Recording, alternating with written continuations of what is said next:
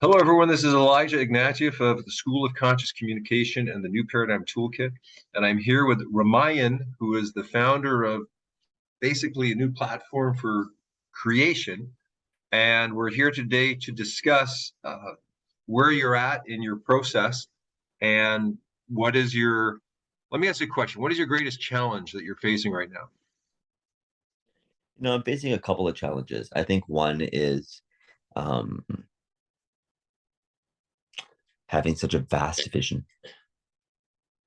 having such a vast vision of what I want to bring into the world, and realizing that when you have a business, you have limited amount of money and limited burn rate, and everybody needs to get paid. And while you want to solve all of the society's challenges, you really have to pick one thing and do one thing really well. And if you do that one thing really well for one market and really nail it, you can really grow and expand. And you have the credibility, the use case, the user stories, the users on your platform to grow.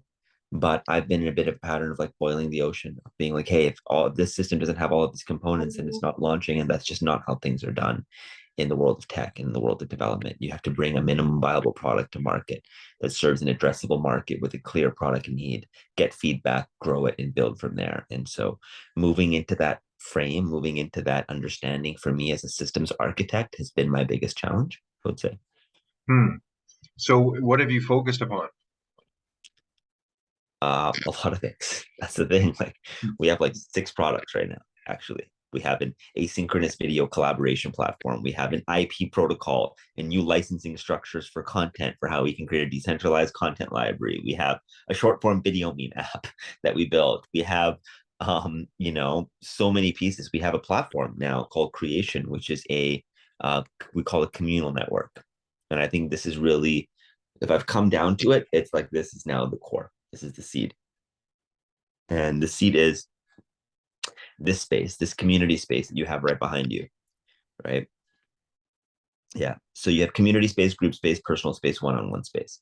Um, Social networks for a long time were about your personal space.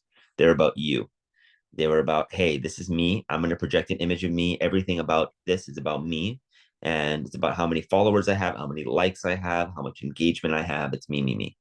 Then over time, it started to create group spaces and it started to create pages, which are community spaces, right? But those spaces really weren't built to nurture deep relationships in community. They weren't built to build projects together. They weren't built to optimize the gift and skills of people in your community. They were really just built for the community owner or the moderators to share content and everybody else to like and comment. And that was engagement. And that was what was considered interaction. And so those are de facto communities. It's really hard to call a page or a Facebook group really a community. They have essences of community. They have, glimmers of community, um, and so for a while, I really thought it was about the group space. It was about projects. It was about bringing projects into fruition. It was about bringing products into market in a new way. But the more and more I've sat with it, the more I've realized, no, this is actually about the community space. And the greatest transformation I feel comes in the ability for a community to self-realize itself, Hmm. right? For a community to understand who it is, and for a community who's aligned in values, for a community who's aligned in intention and outcome and purpose on some level to be able to come together around a shared vision or goal and create together, right? That if we can create the space for that to occur, um, I feel like that is such a great quantum leap civilizationally. um, and so we've been focused on that. And when it comes down to community, it is, the questions of who's setting up the community, who's that person, what is their intention, their objectives and outcome for the community, who's allowed into that inner circle, i.e. co-creators, admin, moderators, who do you want to participate in the community, what is your relationship as the creator to that community, right? Because you may have communities that are built around a creator. You have communities that are built around a project, right? Where the community just serves as a way for people to communicate and connect, but really most of the revenue and most of the input is going to the creator, Hmm. right? And so we say community, but there's such a divergence in community types and intention, objectives, and outcomes and purpose. for those communities. So I think that this is a real moment to really define what community types we are looking for our platform, and which ones are not, and which are the best community use cases. Because the way we see this platform is that the communities are going to create projects, that group spaces are going to come out of communities, but group spaces can come and go, products can come and go, projects can come and go, but community is what remains. And I think a big part of the fallacy of building community around a product is that it's temporal. It's only there just for the outcome of that particular product, and when it's done, it's not, you kind of disappear. So is it really a community? I don't know. I really like the idea of taking your time to build this strong community of engaged people who have similar values and who believe in things together, who want to create together. And out of that, you create products. And I know you've been saying this for fucking ever, Elijah. I mean, you've been harping this for 15 years since I first met you. And it's taken me some time to come around to understand that. But here we are. So we've discussed in the past, again, Mhm. looking at the categories of the communities, and let's say if one person who's a creator creates a community, it's very different than if a team creates a community. It's very different than if a city creates a community or some sort of Mhm. landmark creates a community. How are Mhm. you going to distinguish these starting points in creation? I don't know yet. That's one of the things I wanted to talk to you about, actually, was Hmm. exactly that. How do we distinguish those starting points? How do we create a reference map for community types, whether it's individual community city, or whether it is, by, a sports team creates a community, a brand, a company creates a community, an individual artist creates a community, a, hobby group creates a community. So what is the kind of layers? Okay, wants to monetize, doesn't want to monetize, or, it wants to be private or wants to be public, you know, Hmm. is focused around a single artist or a single group or the main monetizers, or is very much, we want all our funds to be community centric. So is it artist centric, or is it like democratic community centric, Hmm. or so I'm looking at how do I create these uh, categories and these systems so that I can understand, okay, this person's here, they've flown through here, you know, and these are the best people and the best communities. And we know this is our ideal target community group. If they fit these parameters, they fit right within our early adopter. Well, who are you looking for, right? Like, let's say, aside from the categories, who are you kind of looking for in terms of your beta program that you have? Have we lost you? Sorry, 1 second.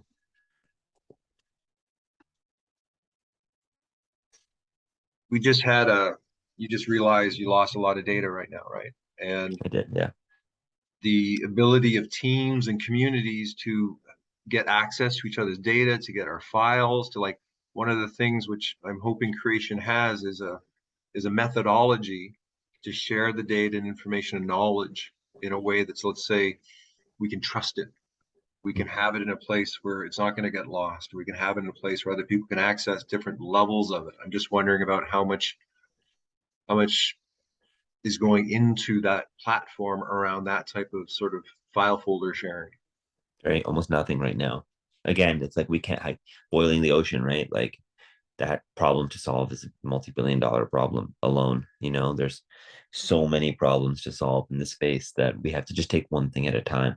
We have to solve one problem at a time. And if we can solve one problem really well for a really clear addressable market, we can build out. And I think every great product has solved one or two max problems really well. Like every product we use, Gmail or the CRM software or whatever, like you solve something, you solve for something. And even with a vision this grand, we have to solve for something. And if I'm really like granular, I think right now Web3 really blew up and crypto blew up, NFTs blew up. People are like, wow, there's a new way for us to share wealth. There's a new way for creators to be able to make money again. There's a new way for the artistic economy to be able to flourish. NFTs created a whole new system of value and ownership and access. So I own an NFT, I have access into this club, I have access into this group. I hold an NFT and I have tons of status. I have a Bored Ape Yacht Club NFT. It gives me status and it gives me access. It doesn't really give me money yet, but it gives me status and access. Now, the problem is that most of the people who created NFT projects took a bunch of money and ran off with it. right? They didn't do anything. They promised everything under the sun. And at the end of the day, when you invested in a project, there was very little security or credibility or understanding of who the people were, who was behind it, you know, and the fact that you could participate in any meaningful way. So that is the problem. If we're going to granularize the problem, solution to that is a system where your NFT sales go into a public treasury, where the community is able to have access to share those funds that get raised. And the community also has voting privileges and the capacity to be able to make decisions and potentially earn some of that capital back for contributing and participating. So it doesn't just go into a one person's wallet that can then just be rug pulled, right? So that, in a very granular technological level, is a problem solution that we have. Now, because of that solution, it enables a lot of behaviors. It enables this community space to have funds to be able to launch group pages and projects. It enables you to be able to have the ability to purchase individuals, products, and projects. It enables all the behavior of how a community can operate as a company. And so, the potential is pretty much endless where we can go with that.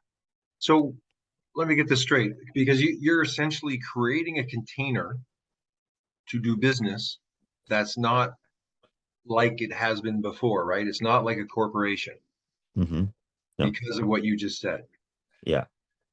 And so if artists are going to, because you have a beta project you're about to launch, right? Yeah. So you're looking for specific types of people or organizations to participate. Yeah. Can you give a little bit information about the types of organizations or people you're looking for?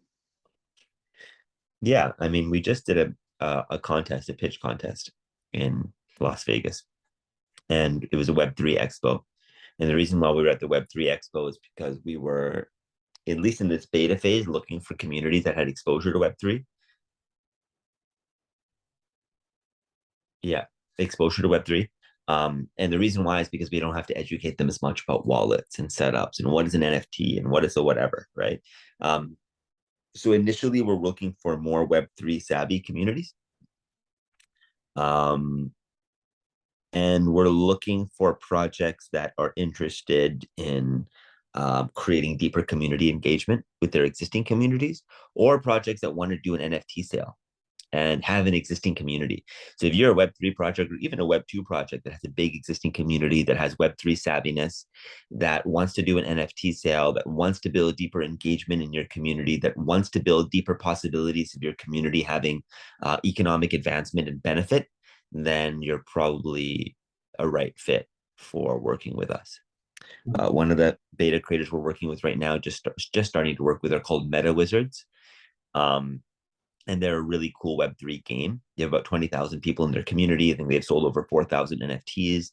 And they're a whole racing game that's built around building this whole IP around wizards. And everybody gets to participate. And the whole community decides the direction of the project together. And it's working really well. And so they're really looking to what does it look like to take that community a few levels deeper? How do we give them the tools that really empower them to grow? Because like with that container, you kind of like Ning used to be, right? Are you going to have plugins, right, of different sort of organizational tools, individual tools, community tools that are all going to be available depending, I guess, some you pay for, some that you don't? Because I mean, aren't you kind of creating the central reference point for organizing that community for business, right? Yeah, that's exactly what we're doing. So you're taking you're moving from software functionality into a higher level of actually community focused related issues, and the almost like creating a bank for each community, right? Exactly. It's exactly what we're doing. So I'm just wondering, how is that going to sort of interact with, I think, another direction that's happening of central bank digital currencies and digital IDs? So I think first of all, we need to take power back for our digital IDs. Okay. So DID is decentralized identity. So decentralized identity means you own your keys, you own your identity, you as the individual own your access keys, and all of your wallets, all of your identification, all of your certifications, everything is owned by your decentralized identity. And that becomes the way that you log into systems.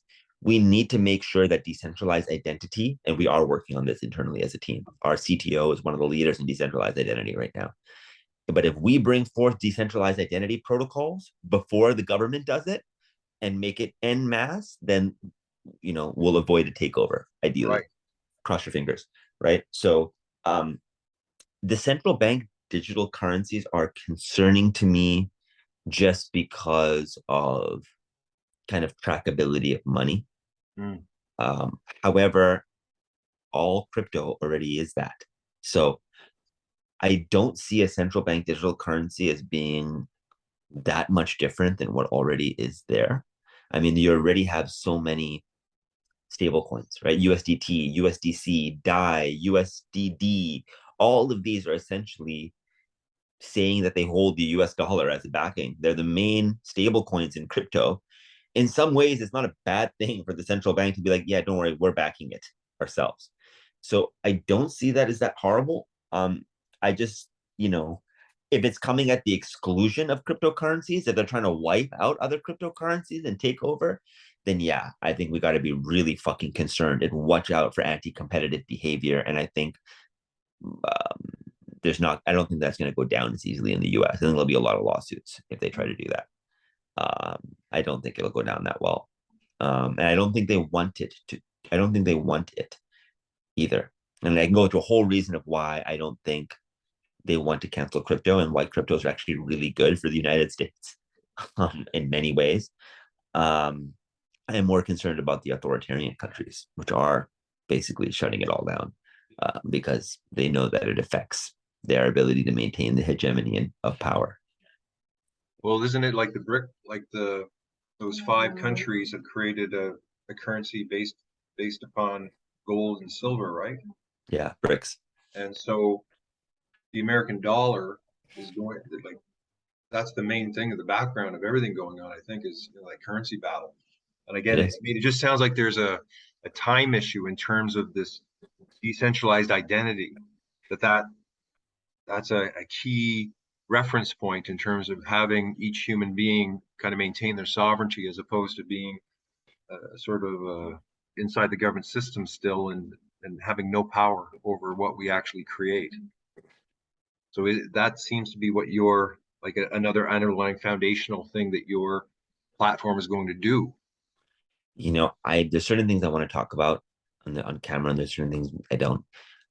Meaning there's certain things that I see happening in the future that I'd rather just watch and see happen. There's certain things that I'll predict about where these things are going. But what I will say is that once you have a platform that has tens of thousands of communities transacting billions of dollars a day in a completely decentralized way across the planet with decentralized identity and treasuries, there comes some possibilities of what you can do with that. That is very different than the place I'm standing right now. For sure. Just leave it at that. For sure. So, what are your next moves? Like, where are you at in your development, and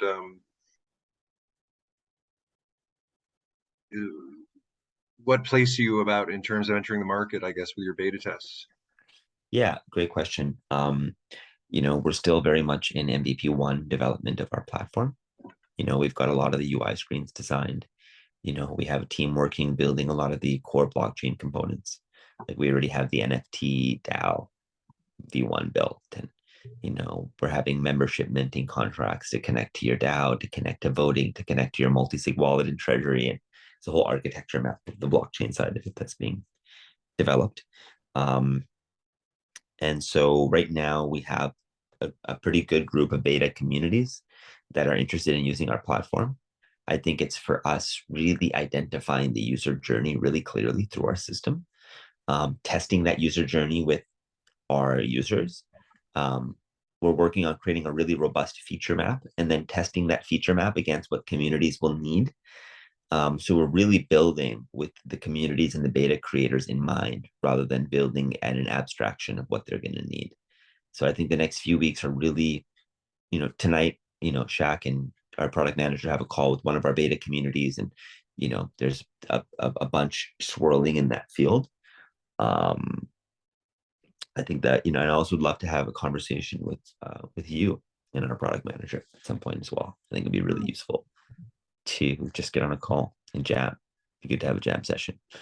Good of you to meet him.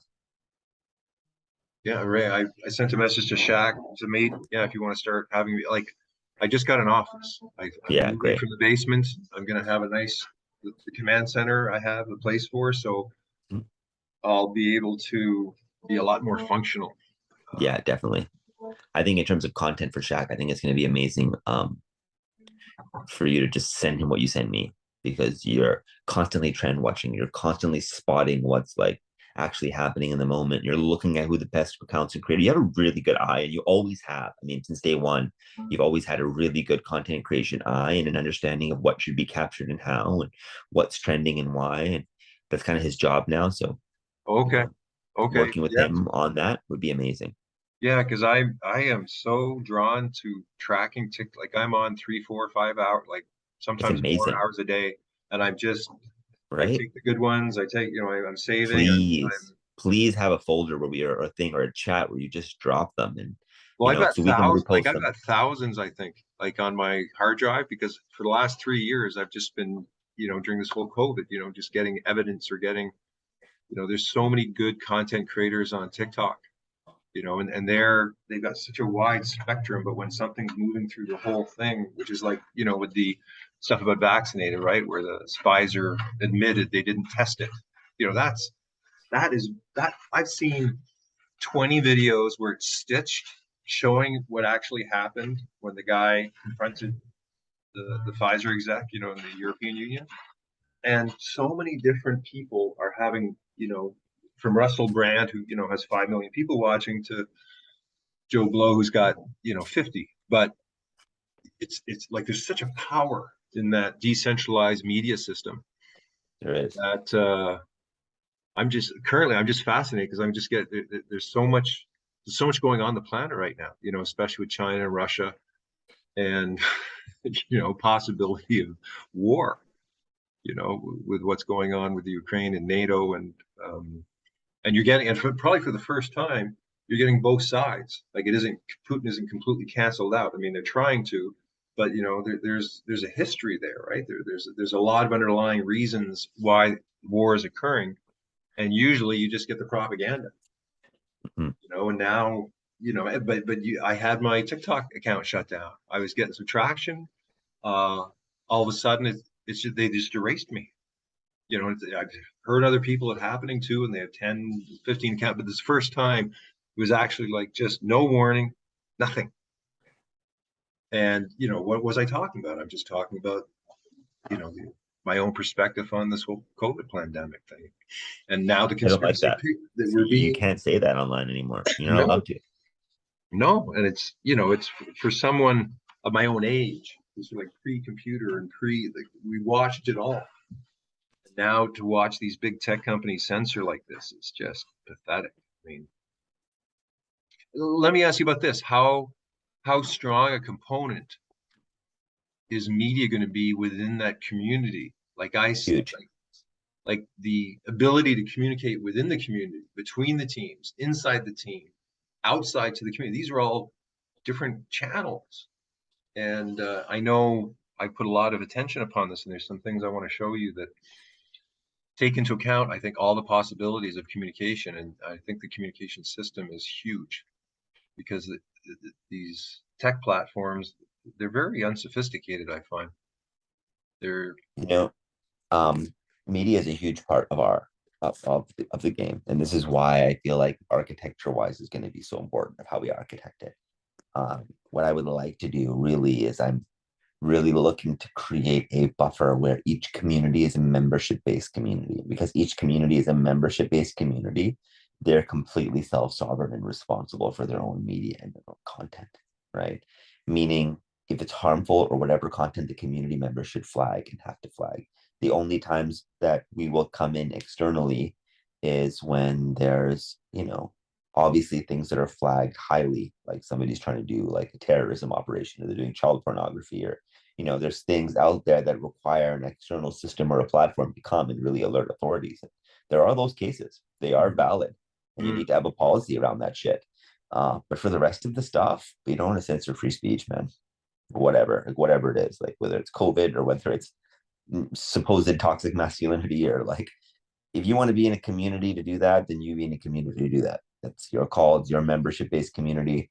You're in your own legal gray zone. If somebody wants to come in and knock you down, that's your call.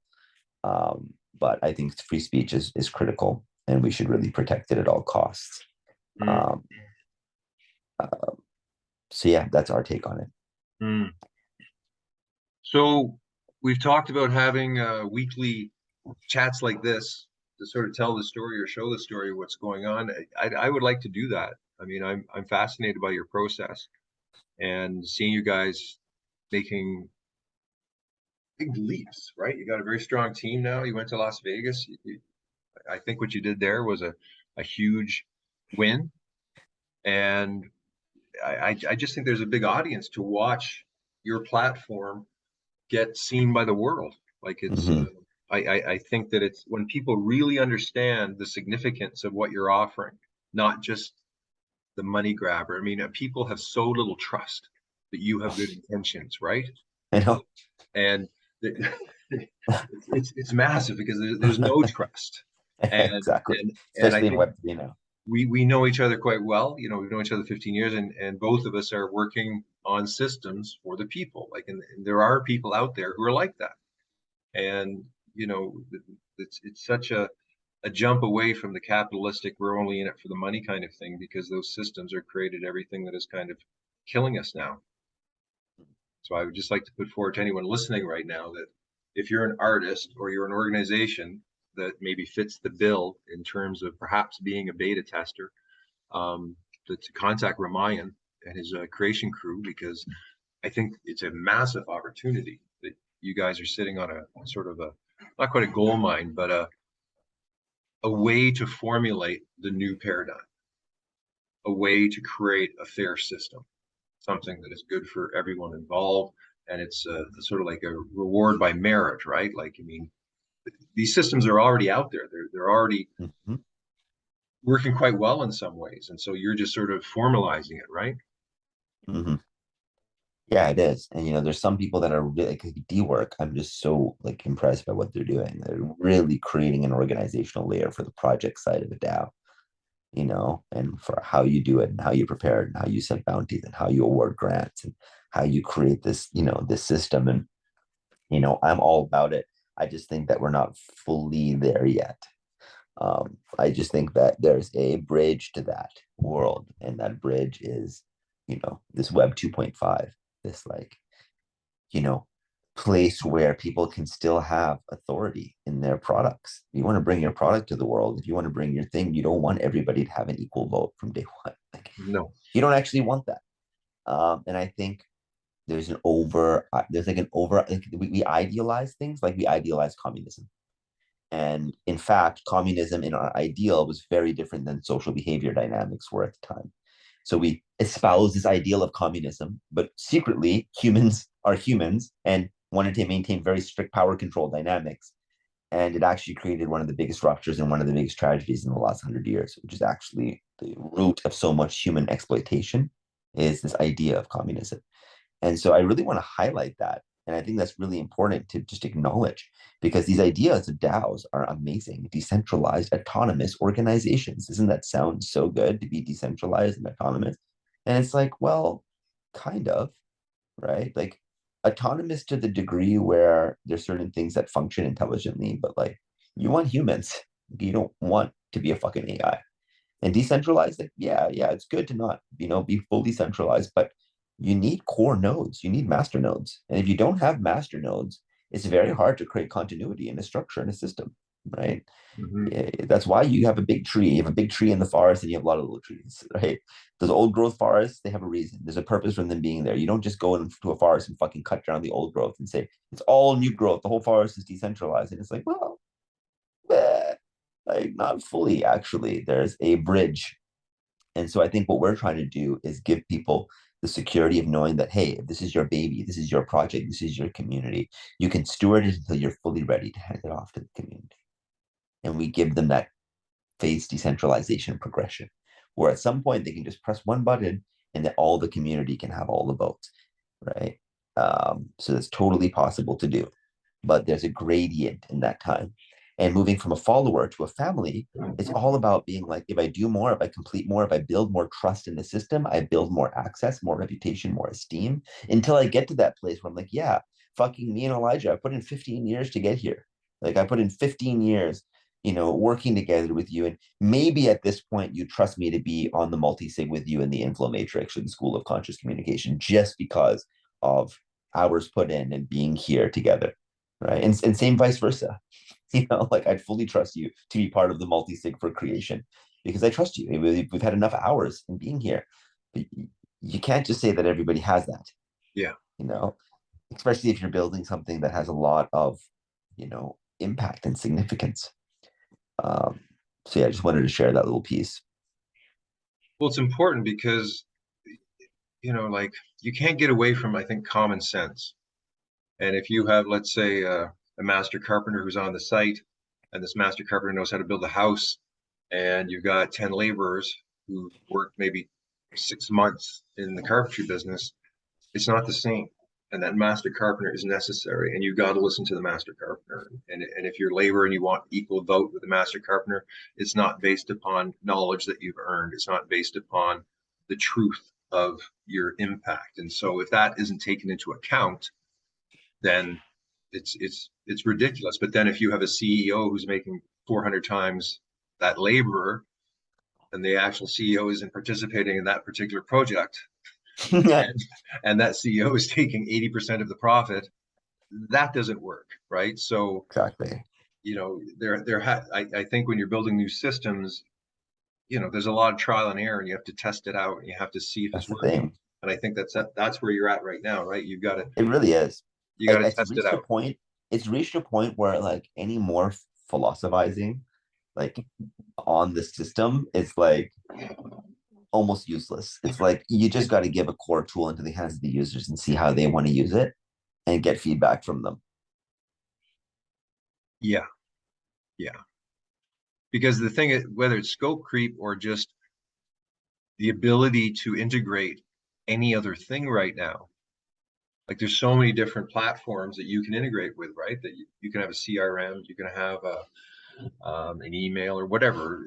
Like like whatever I was playing with about the inflow matrix was that because there's so many different parts, you have to have some sort of language structure Mhm. that's above the parts that then Yeah. figures out how did these parts come together. Because if you're using YouTube as your video loading tool, but then YouTube can shut you down. Maybe you want BitChute, or maybe you want like any of these other video uploaders, right? And Hmm. so you as a platform is deciding upon which of these web tech web tech functionality tools are going to plug into what you're creating.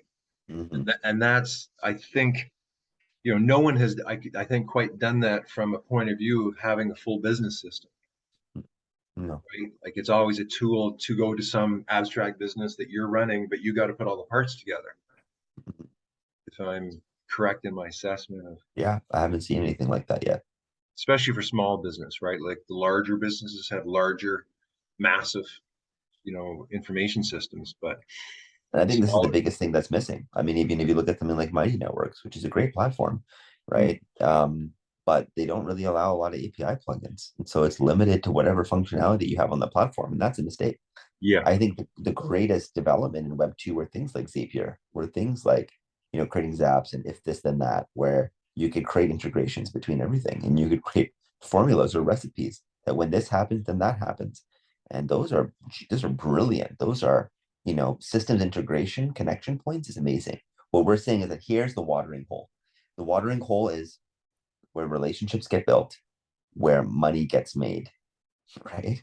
mm, Those are the two really core foundational things that you come to the place where, why do you go to Facebook? Where you come to see media? Well, yeah, but you're really coming for connection on some level, right? You're coming to feel a sense of dopamine or connection. Who liked me? Who liked my post? Who looked at my stuff? How much, we don't like to think we are, but we're very me oriented, right? We're very self oriented. Um, and so, yeah, I think having that place is what we're missing in this Web3 right now. We don't really have that place. And I think the mistake is that so many Web3 platforms have tried to create a blockchain version of Twitter or a blockchain version of Facebook. And it's like, people don't want a blockchain version of Facebook. They just fucking like Facebook. It's like, how can you change the nature of the dynamic of interactions towards a purpose, towards a goal, towards actually fucking doing something? You know? Well, and considering that, these large platforms are now like a button away from shutting you down, turning you off if you go against whatever they think is the narrative that somehow is connected to reality. How? Like I think that what you have to offer is going to be something real, something that's tangible, something that is actually taking this digital world we're coming into and having something you can rely upon, that you can trust. And that's, because trust is gone. Nobody trusts nothing anymore. And there has to be something that we can trust to do business together. Well said. I like that. It's good framing. It's interesting you mentioned that because I don't know if you saw my post on trust that I made today. No. On what? Which platform? Where did I put it? Oh, I put it in Slack. Are you part of our Slack? I hate Slack. I know you hate Slack so much. Okay, I'll send it to you here. Messenger. It's good. Okay. It was from the 5 principles of collaboration. The third one was trust. Okay. I'll send you those 5 principles as well here. Are you on Telegram? It's not really. Okay. Okay, so I think we've come to the end, at least of what anyone might be willing to watch. But thank you for sharing. And let's do this weekly, right? Let's do that. I think when this is, let's do this weekly. I'd love to. Okay. Useful. Is there anything else you wanted to discuss, or? Love y'all. If you're watching this far, you're a fucking champion. I'll say. If you're watching this far, clearly you should DM one of us, join the journey somehow. Yes, you can join the Very Secret Plan. That's all right. The whole thing about the Very Secret Plan is if you track it enough to actually know what's going on, you're in the plan. And exactly. There's a lot of benefits to being in the plan, but most people, they don't even realize there is one. So yeah, there you go. Okay, so we'll see you later, Mr. Raamayan. We'll see you later, everyone else out there. And thanks, everyone. We'll see you next week.